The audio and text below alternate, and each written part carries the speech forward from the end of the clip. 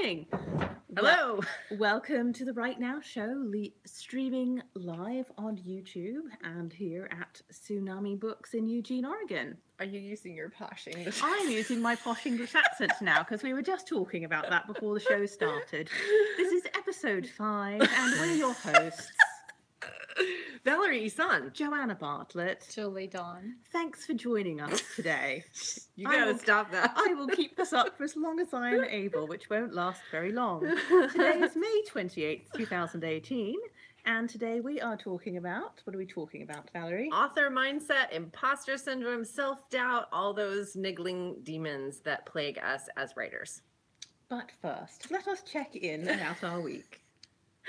What if somebody's watching this for the first time and thinks that's the way you talk? Then you have to do That's it fine. every time. What is our question for today?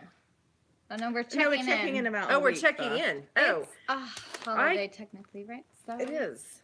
we can. Well, last Right. week I learned about GDPR. Oh my gosh. Talking about my European Union roots, and realised I should probably actually pay attention to that, which I did, and painstakingly went through my mailing lists to find out if I had anybody in the European Union, and I don't think I do. But you can sign up now if you're in the EU, because my lists are all nice and compliant. I also wrote about depth journaling, did some blog posts about that, and worked on getting my books into the bookstore at Lilydale Assembly in New York, which is a great big spiritualist community. So Cool. I'm going to get my books sold there this summer because season's Yay. starting soon. Congratulations. That's I guess exciting. we have to get our BAMs out. Oh, bam. So I didn't get as much done as I wanted to last week, which seems to be my MO. I've switched. I didn't get any of my PowerPoint stuff done, but I have been working on my first 15 pages of the memoir, so I can send it to that instructor. Cool. So I've been editing and revising and tweaking the first 15 pages of my book for many days this week. I also had some paid clients, editing clients I was working on, and we're not doing next week. No, not yet. What That did was- you do this last week? I also did a lot of yard work. I did some yard work as well, which is very satisfying. And that's like writer mulling time. It's creative time, so you get to think That's true. during that time. That's true. So I got some writing time set aside. I did everything I had to do. I was like, I'm just gonna go in and work on this for an hour, just an hour. And I click on Scrivener, which my document's in, and it doesn't open. And I'm like, it's like, you need to update. So I'm like, okay, I just hit the button, update, right? No. No. It's like this list of, like, you have to uninstall it, and then you have to search for this file and delete it. And I'm like, all I want to do is write for an hour. That's all you had time for. So then I was like, what else can I work on? Because I want to write. So I had my 70,000 project sitting there, and it's saved in Word. And I was like, no. I was like, I'll do Scrivener again, and then I'll try it, because you have the option to try, and I'll figure out how to do that later. And I was like getting in there, and I was editing a sentence, and I was like, let me save first, because if I do all this work for an hour and then I can't save. And so I hit save, and it crashed. And I was like, oh, thank God, and then I started working on that other project, and I've been working on that for like 3 days, getting like 1,000 words in a day. Nice. So I'm like, well, you know what, I'm just gonna stick with this. And I emailed Scrivener, and I was like, how do you fix this? Because then I went, and it wanted $25 if you hadn't bought it within the last year. And I was like, Oh, for Scrivener 3, upgrading to Scrivener 3? I just bought this 2 years ago, and I had to learn the system, so Scrivener 3 is really cool, though. I like it. it's different. There's some new fun tricks. Yay! Because Yeah, I yeah. haven't learned all the other fun tricks. I Yeah, haven't you have to learned watch all their YouTube videos now. the old fun tricks yet. Mm. So, all right. Well, good for you for persevering And I signed up through for obstacles. 2 Comic-Cons. I don't know what I'm doing. So You can TikTok. do it. You're talking at Comic-Cons? No, I'm selling at Comic-Con. Oh, okay. Yeah. Do you find that to be a useful way to spend your time? And I mean, is it Oh yes, for me. you sell books at those Mhm. places? Okay. There's I just don't couple sell books different at tables. authors that do, and you have to learn how to sell yourself. Ooh. Yes. I just sit there and knit. My Yeah, that's me. first I bring Wait my for knitting. Yeah. Yeah. I'm like, well, at least we'll get some good knitting done. Yeah. Yeah, like I stand up the entire time and I ask people if they want a bookmark because the guy next to me at my very first Comic-Con sold like fairy art and stuff that he got on fabric. Uh-huh. And he would hand out like free tattoos or something Mm-hmm. with his website on it.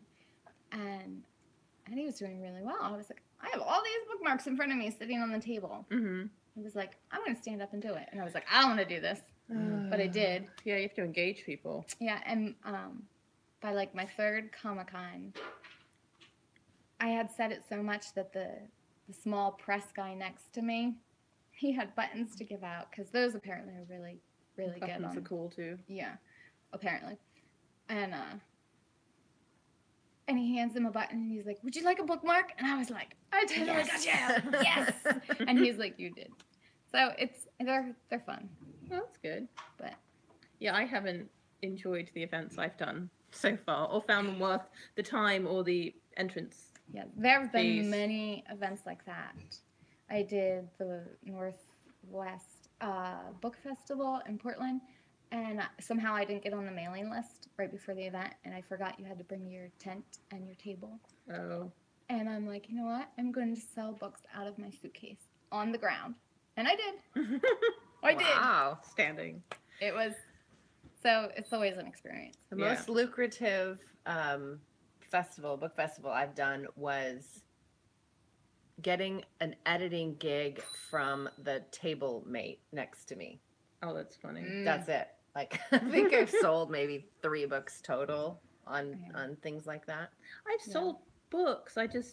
It doesn't seem, I don't know, worthwhile in terms of the The energy investment and of my effort. time Yeah. and It's- just sitting there all day, not being with my family. Mm. I don't like being in those places with lots of people to begin with. It's too many It's an people energy around me. suck. It's You an get done energy and you're suck, like, and Bed. so I don't know. It probably is worth it, and I just need to get over myself. But we should move on to our Yeah. question of the week, Hmm. which maybe next week we'll ask our own question of what book fairs make sense. But our question of the week this week is, what tools do you use in your writing life? So I think we all use Scrivener, at least to Yes. some extent. Mm-hmm. Maybe not much longer. Oh, give Scrivener 3 a try. I use Scrivener badly. But I gotta pay for it. And like that's It's only $25. Yeah, but You it's- already paid for it. I mean, so like yeah, you already paid for But it. I mean, but you paid more for it than the upgrade. So I mean, that's what you got to do. yeah. Yeah. So a Scrivener is $45, but you can often find coupons. In fact, if you are ever doing NaNoWriMo, Yeah. They always have a 50% off. I If think, you coupon. finish or if you No, just participate. if you participate. Yeah, because I don't think I've ever finished successfully. So So yeah, Scrivener is definitely a tool I use. In terms of like to back up with the healthy writing topic that we did, I use a yoga ball at my desk. So that's what I sit on now. I think that's a good tool because it keeps me moving a little bit and That's a good engages your idea. core, and you can, stretch on it when you're waiting in between inspirational moments. I'm trying to think of what other tools that I use. In terms of writing, Scrivener is definitely it. In terms of publishing, I use a lot of tools. Yeah. BookFunnel is amazing. So definitely do BookFunnel. That is a way to deliver your digital products to your readers without having to deal with the customer service yourself. They have a really great customer service. BookFunnel does it for you, so you don't have BookFunnel. to explain. Okay, so if you want to put this book on your Kindle, this is how you do it. Or Or I've got a Nook that was first generation. How And do you I go, sideload and blah, Yeah. blah, blah. I don't want to deal with that. yeah, Um, I need to sign up for a BookFunnel I really account. like I haven't yet, but I also haven't kind of needed to. I suppose I've had things set up in other ways in terms of like files on my website, or just emailing them to people for reviews and that kind of thing. You also need to have a mailing list Yeah. server somehow, whatever. I don't know what to call those. A mailing list service, a newsletter Service, service. Something like that. Yeah. So That's ConvertKit, GDPR MailChimp. compliant. Yeah. Which it all will be now. Yeah. What do you use? So I use MailChimp for my newsletter just because it meets my needs for the size of list and what I'm doing with it, which is, not a ton. I keep it pretty simple. I do use Scrivener. I use Word a lot, actually, to write in, which I know it sounds terrible, but I got used to it, and you can actually do a surprising amount with Word, even though it seems wrong. In terms of table of contents. Yeah, I mean, it does. Which jumps down to the scene, because that's one thing I love about Scrivener, is that when you close out of your document, it will save it if you forget to. And it also comes back where you stopped. Yeah. And Word doesn't do that. So you have to like It will say it'll say continue where you left off. Oh, where is that? Oh no, it's something that pops up. I also use Vellum. Yeah, I don't have a Mac, so no Vellum for me. So if you don't have a Mac, then you can use draft2digital.com's free book editor, which is actually quite awesome and has pretty much all of the same usability as Vellum, but I think the templates are different. Yeah, and it's a specific, it's a limited set of templates. So if you are very picky, like I am apparently, and have formatted some of your books in Word to be a certain way with certain headings and subheadings and subheadings, then it's hard to switch over. But if you are not quite a DIY, yeah, I'm not that level of DIY. I don't understand that techie stuff, so that's why I prefer using templates. Pressbooks actually is another good one. You have to pay for it, but they offer quite a lot of different formats in terms of then creating a print book and an ebook. I just use CreateSpace's template. You put in the word, the amount of pages, and just go from there. Oh, for covers and things, you mean? Or an interior. For the print? We're also talking about Mobi and EPUB files, too. If you're formatting digitally. I use Calibre for that. Yes. Is that the one with the bookshelf? Probably. Yeah, I think so. Yeah, that's what I use. Is better. Only if you have a Mac. If you don't, Calibre is actually pretty good. It's not bad. I've actually figured it, especially like a lot of these programs like Scrivener and Calibre, I found if you actually learn how to use them properly, as opposed to just mashing buttons until you get frustrated with just my approach, that they're actually really good and useful. Like Calibre, one of my beefs with it was that it would produce EPUB files that would get rejected because there was a space in the font names, but it turns out that Calibre will do an autofix for you if you know which button to press, that you don't actually have to go in and manually fix them yourself, which is what I was doing. I was going, oh, this is annoying. And then I realized that it would do it for me if I ran some like auto check thingy that wasn't very hard. I just remembered a new tool that I use. What's that? Drag and Dictate. Have you guys tried that yet? It hasn't yet worked for my writing. British accent. Well, yeah, nothing understands me. and then I just end up yelling curse words at it. I do that like Dragon! Ah! No, with the phone, right? If I'm trying to like, I'm Siri? like, yeah, or whatever Google's assistant is, navigate to Tsunami Books. No, Tsunami, you whatever. And yeah, that doesn't work for me. No, I don't write speaking. I have a shirt that says I write better than I speak because I process words differently if I'm writing them than if I'm talking them.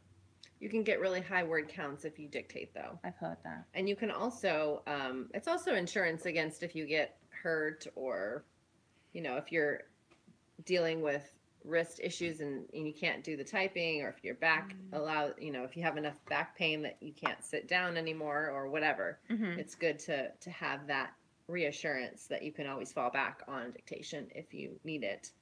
And the speed I'm really interested in, being able to write faster. And the cool thing about online courses is you can, okay, here's a tip and a half. Okay. Are we done with our time though? Should we move on? No, you can just quickly Quick tip and a half. Okay, so I had a class that I was teaching, and I was practicing it in my office all by myself, just talking like I was talking to a room full of people. But I also had the dictation on.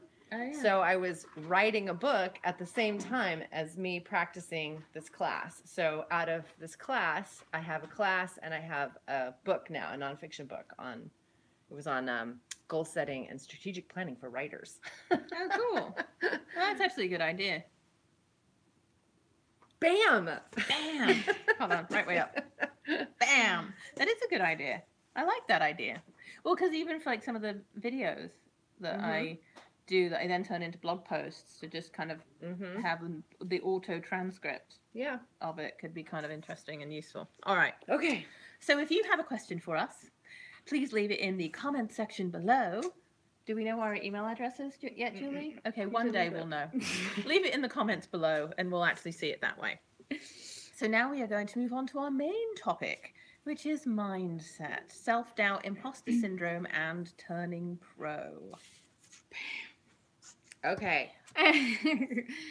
Self-doubt. So yes, we all have that, I think. I don't know. Maybe only I have that. Only I have self-doubt. Everyone has self-doubt. That either I'm writing and, you know, you have those moments when you're writing and you're going, oh my God, this is amazing. This is going to be a bestseller. This is everything. Right in your thought. And right in your thought. But then like some other time you're like, oh God, this is such crap. I don't know what I'm doing. Which I find like you're talking about doing, you know, your first 15 pages.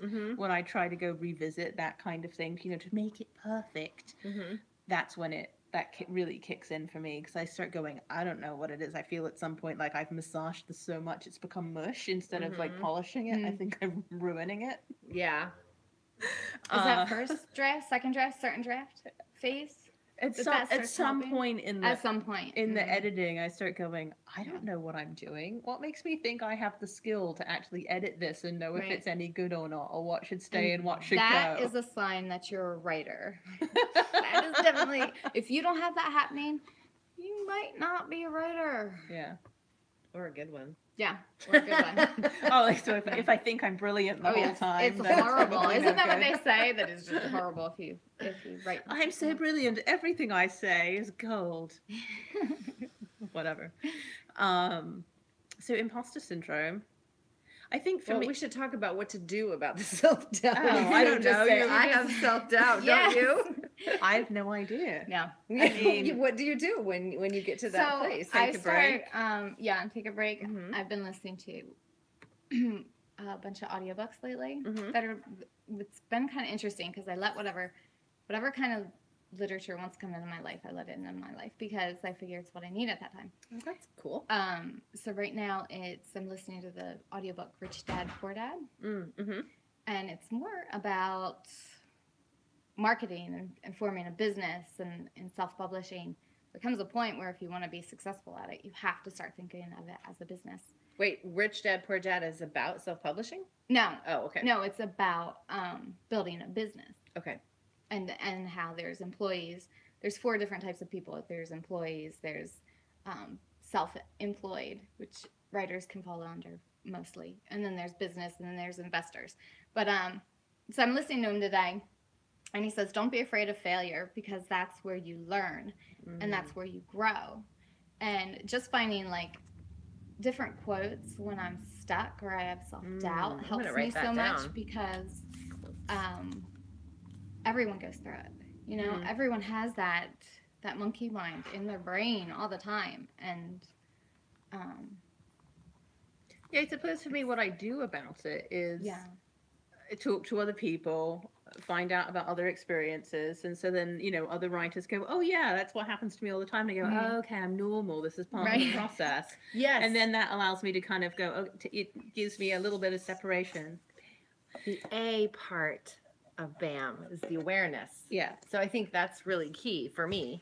To have that awareness that it's normal. Yes. Because then that just, normalizes it. Yeah. And then you don't have to worry about it so much. Knowing that And then you can also find patterns in your own writing process too. where you So expect, sometimes I'll where be you're- like with the memoir, I'll get to the point where, or actually it's not even the memoir, it's any big project where I'm writing and writing and writing. And I think, this sucks. Nobody is going to want to read this. Why am I even bothering?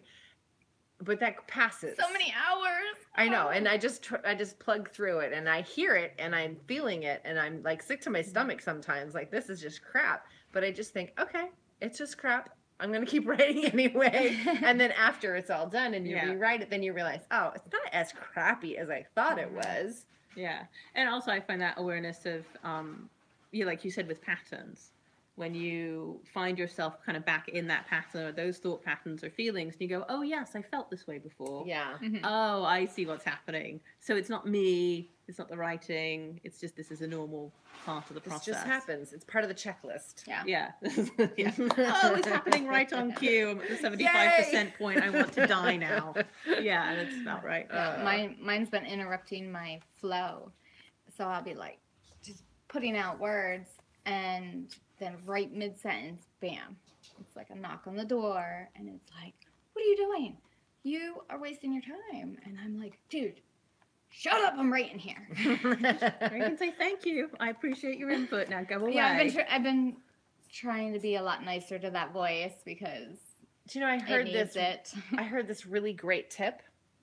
So one of the very prolific authors that I know would get up when be at the desk writing and hear the voices, and they would stand up and they would walk to the door of their office and open it up and let it go out the door and close it and then come back. Huh, that's a good, Just as like, a concrete visualization or ritual or something. to like send that away and it worked. while you're writing. I mean, that's what they Probably. do. I don't know. I just thought it was a cool idea. I'm I'm gonna gonna try open it. the door Rolling and down. then shush the dogs. No, shush! You don't understand what I'm doing here. Yeah.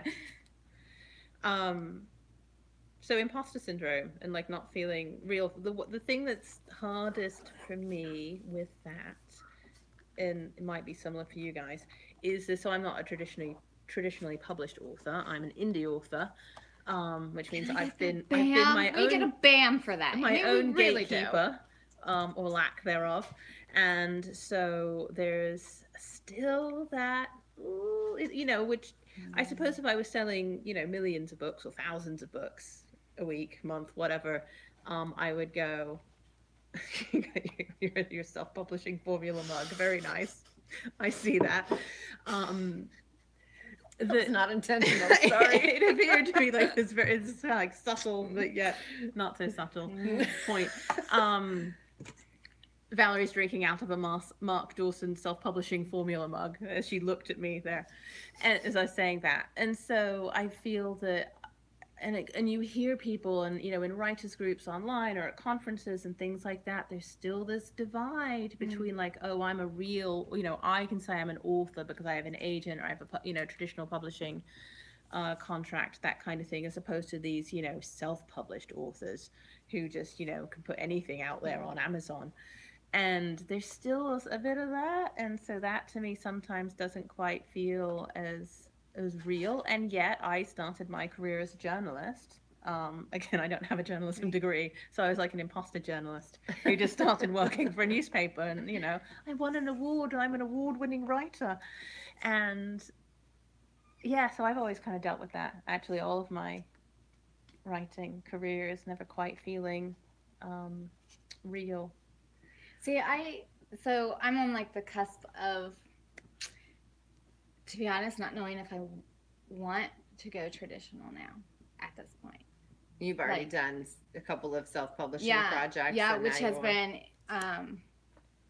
extremely growing for me. I've grown so much doing things that if I had originally got, or I should say went through, because I did have a small press that wanted it. If I had done that route, I wouldn't have learned all the things that I've learned. I wouldn't have, there's this huge respect that I have for anybody who does interior book design, who does book covers, who does anything with it, just converting it to the damn ebook, I'm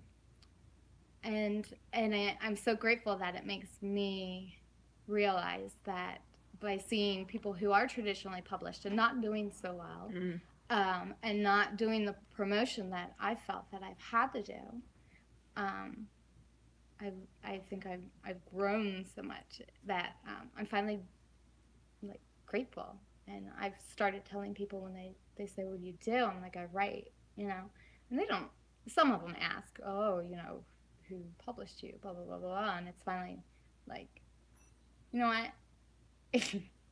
But see, no readers actually ask that. That's It's what only I've other learned. authors. It's only other Yeah. authors. Yeah. Readers don't care who publishes your books. They're They not just want gonna. a good story, or Right. Yeah. They want something of value that works, that's useful to them in their lives. So when I actually don't really worry about the real publishing, because I really publish. Yeah, right. I mean, I don't have that challenge, but when it did come up at the very beginning, that was what I would remember. Well, readers don't care who publishes your books, as long as it's a quality product, and it's the best professional product that you can put out, then I don't think it matters. Yeah. Okay. What about imposter syndrome? That's what we were just talking about, wasn't it? Well, okay, yeah, in that area, yes. I guess there's so many places that we can go with the imposter syndrome. So many ways we can feel bad about ourselves as writers and authors. I think one of my issues was, okay, so when I went to wrap up very shortly. Okay, when I went to that master business class, it was very I always mess up this word. Is it exclusive? Yeah, I think so. You had to be invited to attend. And so I got on the roster. I got to go, and I was super excited. And then like the week leading up to it, I was like, how did I get picked to go here? This is just crazy. Everyone else has got more books out than I do, and I don't even know what I don't even really know what genre, and blah, blah, blah, blah. I had all this self-doubt and imposter syndrome, and how did I get picked to come here? But I think just remembering that all of the things I do every day, all of the steps that I take in my author business are the same ones that anyone else does or should be doing. You don't sell that many, so I'm actually doing pretty well on my own. And yeah, it doesn't really matter. In so many ways it really doesn't matter. Plus I kind of like being in control. I like that part. We froze. What happened? We froze. Oh no. Do you think we're still recording? I don't know. It shows that we're still live. The live thingy's still going. Well, maybe our voices are coming. That's a lovely expression I have as well. Let's hope that stays up for another 5 minutes. Okay, well, let's just quickly wrap up then and hope that this actually works. I just wanted to mention some resources. The Successful Author Mindset book by Joanna Penn is excellent. I read it twice. And Turning Pro by Stephen Pressfield is also amazing. And those help with balance, mindset, awareness, all of those things. So I would definitely recommend those books. So this next week, I won't be here actually for our next Right Now episode. We will be having author Anthony St. Clair filling in for me. I've requested that he speak in a British accent the whole time. He doesn't know this yet. I'm kidding. Because I'll be at a grief recovery training, learning to becoming a certified grief recovery specialist to help people move through grief and loss successfully and get out on the other side. And then my books, even though I won't be there, my books will be at the Joyful Heart Psychic Fair next Sunday, June 3rd at the Fairgrounds Auditorium building. One of my students has actually given me Eugene. In Eugene, Oregon. Yeah, in Lane County. Is it Lane County Fairgrounds? Okay. Yep. Next to the skating rink, ice skating rink. And I also need to sign up for the Willamette Writers Conference in August. And if you should too. You should go. It's a good time. Good times. I'm going to be continuing to work on my first 15 pages to send to that instructor and work on my PowerPoint for the How to Write a Novel class that's happening in 2 weeks. And I'm also going to be doing a reading at the Willamette Writers Author Gala on June 7th. Right here at Tsunami Books. Yep. What are you doing, Julie? You're yelling at Scrivener. I'm not even dealing with Scrivener at this point. So I'm gonna work on the one I can work on, and maybe see if I can at least use the trial and save it in Word document so that I can at least deal with that later. Okay, However, That makes sense. But yeah, I'm gonna finish the book this week. Sweet. Ooh, nice. No. Oh.